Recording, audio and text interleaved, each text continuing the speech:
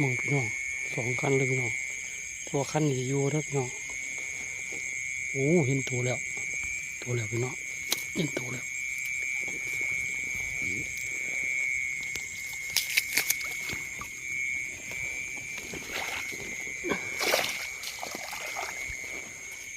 พี่น้อง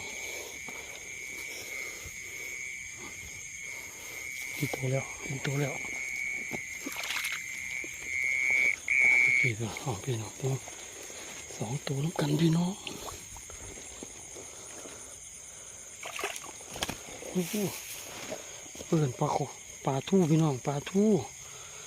โอ้มันครับพี่น้องโอเคครับ